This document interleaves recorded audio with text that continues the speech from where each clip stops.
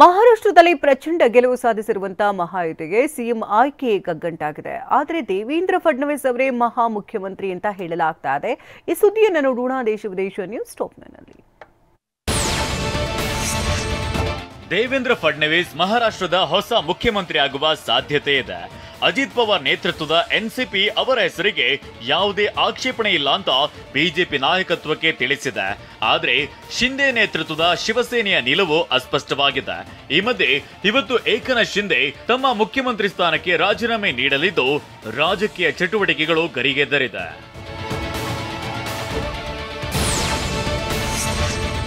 ಮಹಾರಾಷ್ಟ್ರ ಚುನಾವಣೆಯಲ್ಲಿ ಮಹಾವಿಕಾಸ್ ಅಘಾಡಿ ಹೀನಾಯ ಸೋಲುಕೊಂಡ ಕಾರಣ ಕಾಂಗ್ರೆಸ್ ಅಧ್ಯಕ್ಷ ಸ್ಥಾನಕ್ಕೆ ನಾನಾ ಪಟೋಲೆ ರಾಜೀನಾಮೆ ನೀಡಲಿದ್ದಾರೆ ಎನ್ನಲಾಗಿತ್ತು. ಆದರೆ ಎಐಸಿಸಿ ಅಧ್ಯಕ್ಷ ಮಲ್ಲಿಕಾರ್ಜುನ್ ಖರ್ಗೆ ಅವರನ್ನ ಭೇಟಿ ಮಾಡಿರುವ ನಾನಾ ಪಟೋಲೆ ರಾಜೀನಾಮೆ ವದಂತಿಗಳನ್ನ ಅಲ್ಲಗಳೆದಿದ್ದಾರೆ. ಅಷ್ಟೇ ಅಲ್ಲದೆ ಸೋಲಿಗೆ ಸಾಮೂಹಿಕವಾಗಿ ಮೈತ್ರಿಕೂಟ ಹೊಣೆ ಹೊರಬೇಕು ಅಂತ ಹೇಳಿದ್ದಾರೆ.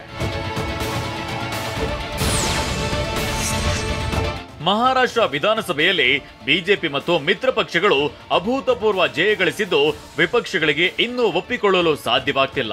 ಈ ಬಗ್ಗೆ ಮಾತನಾಡಿರುವ ಮಹಾರಾಷ್ಟ್ರದ ಕಾಂಗ್ರೆಸ್ ನಾಯಕರಾದ ನಾನಾ ಪಟೋಲೆ ಹಾಗೂ ವಿಜಯ್ ವಡೆಟ್ಟಿವರ್ ಅವರು ಬಿಜೆಪಿಯ ಈ ಜಯ ಇವಿಎಂನಿಂದಾಗಿ ಅಂತ ಜನರು ಮಾತನಾಡಿಕೊಳ್ತಿದ್ದಾರೆ. ಈ ಬಗ್ಗೆ ನಾವು ಚರ್ಚೆ ಮಾಡ್ತೇವೆ ಅಂತ ಹೇಳಿದ್ದಾರೆ. ಚಳಿಗಾಲದ ಸಂಸತ್ತಿನ ಅಧಿವೇಶನ ಈಗ ಆರಂಭವಾಗಿದೆ. ಸಂಸತ್ತಿನ ಕಲಾಪಗಳು ಸುಸೂತ್ರವಾಗಿ ನಡೆಯಲು ಲೋಕಸಭೆಯ ಸ್ಪೀಕರ್ ಓಂ ಬಿರ್ಲಾ ಹಲವಾರು ಕಸರತ್ತುಗಳನ್ನ ನಡೆಸುತ್ತಿದ್ದಾರೆ. ಅದರಲ್ಲೂ ಇಂದು ಸಂವಿಧಾನ ದಿನಾಚರಣೆ ಇರೋದ್ರಿಂದ ವಿಪಕ್ಷಗಳು ಕಾರ್ಯಕಲಾಪವನ್ನ ಸುಸೂತ್ರವಾಗಿ ನಡೆಸಲು ಅನುವು ಮಾಡಿಕೊಡಲು ಸರ್ವಪಕ್ಷಗಳ ಸಭೆಯನ್ನ ನಡೆಸಿದ್ದಾರೆ. ಈ ಸಭೆಯಲ್ಲಿ ಸಂಸತ್ತಿನ ಕಲಾಪಗಳು ಯಾವ ರೀತಿ ನಡೆಯಬೇಕು ಅಂತ ಚರ್ಚೆಯನ್ನ ನಡೆಸಲಾಗಿದೆ. ಚಳಿಗಾಲದ ಅಧಿವೇಶನ ಆರಂಭವಾಗಿರುವ ಹಿನ್ನೆಲೆಯಲ್ಲಿ ಆಡಳಿತಾರೂಢ ಬಿಜೆಪಿ ಸರ್ಕಾರವನ್ನ ಯಾವ ರೀತಿ ಎದುರಿಸಬೇಕು ಎಂಬುದರ ಕುರಿತು ಚರ್ಚೆ ನಡೆಸಲು ಕಾಂಗ್ರೆಸ್ನ ಹಿರಿಯ ನಾಯಕರು ದೆಹಲಿಯಲ್ಲಿ ತಡರಾತ್ರಿ ಸಭೆ ನಡೆಸಿದ್ದಾರೆ. ಈ ಸಭೆಯಲ್ಲಿ ಅಧಿವೇಶನದ ವೇಳೆ ಬಿಜೆಪಿ ಸರ್ಕಾರದ ವೈಫಲ್ಯಗಳನ್ನ ಯಾವ ರೀತಿ ಮುನ್ನೆಲೆಗೆ ತರಬೇಕು ಎಂಬುದರ ಬಗ್ಗೆ ಚರ್ಚೆ ನಡೆಯಿತು ಎನ್ನಲಾಗಿದೆ. 10.75 ಕೋಟಿಗೆ ಭುವನೇಶ್ವರ್ ಖರೀದಿಸಿದ ಆರ್ಸಿಬಿ 13 ವರ್ಷದ ಬಾಲಕನಿಗೆ 1.10 ಕೋಟಿ ಬಂಪರ್. ಮುಂಗಾರು ಮಳೆ ಸುರಿಸಿದ ಯೋಗರಾಜ್ ಭಟ್ ಮತ್ತು ನಿರ್ಮಾಪಕರಿಂದ ಮತ್ತೊಂದು ಲವ್ ಸಿನಿಮಾ. ಈ ಸುದ್ದಿಯನ್ನು ನೋಡೋಣ ಕ್ರೀಡೆ ಸಿನಿಮಾ ನ್ಯೂಸ್ ಟಾಪ್ನಲ್ಲಿ. ಟೀಂ ಇಂಡಿಯಾದ ವೇಗದ bowler Bhuvneshwar Kumar Royal Challengers Bengaluru ತಂಡವನ್ನ ಸೇರಿಕೊಂಡಿದ್ದಾರೆ. ಈ ಮೂಲಕ ಸ್ಪೀಡ್ ಸ್ಟಾರ್ ಭುವಿ 14 ವರ್ಷಗಳ ಬಳಿಕ ಮತ್ತೊಮ್ಮೆ ಆರ್ಸಿಬಿ ಟೀಮ್ ಸೇರುವಲ್ಲಿ ಯಶಸ್ವಿಯಾಗಿದ್ದಾರೆ. ಭುವಿಯನ್ನ ಆರ್ಸಿಬಿ ತಂಡ 10.75 ಕೋಟಿ ರೂಪಾಯಿ ನೀಡಿ ಖರೀದಿಸಿದೆ. 5.75 ಕೋಟಿಗೆ ಆಲ್ರೌಂಡರ್ ಕೃಣಾಲ್ ಪಾಂಡ್ಯರನ್ನ ಆರ್ಸಿಬಿ ತಂಡ ಖರೀದಿಸಿದೆ.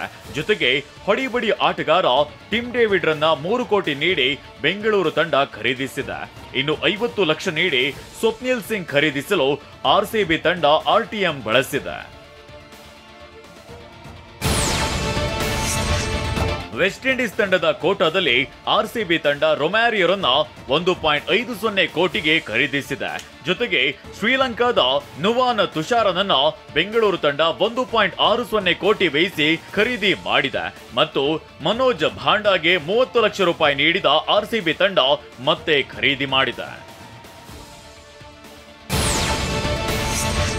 ಐಪಿಎಲ್ ಇತಿಹಾಸದಲ್ಲಿ ಮೊಟ್ಟ ಮೊದಲ ಬಾರಿಗೆ 13 ವರ್ಷದ ಬಾಲಕನಿಗೆ ಐಪಿಎಲ್ ಹರಾಜಿನಲ್ಲಿ ಜಾಕ್ಪಾಟ್ ಹೊಡೆದಿದೆ. ವೈಭವ್ ಸೂರ್ಯವಂಶಿಯನ್ನ 1.10 ಕೋಟಿಗೆ ರಾಜಸ್ಥಾನ ತಂಡ ಖರೀದಿ ಮಾಡಿದೆ. ಸದ್ಯ ವೈಭವ್ ಸೂರ್ಯವಂಶಿ ಹೆಸರು ಸೋಷಿಯಲ್ ಮೀಡಿಯಾದಲ್ಲಿ ಟ್ರೆಂಡಿಂಗ್ ನಲ್ಲಿದೆ.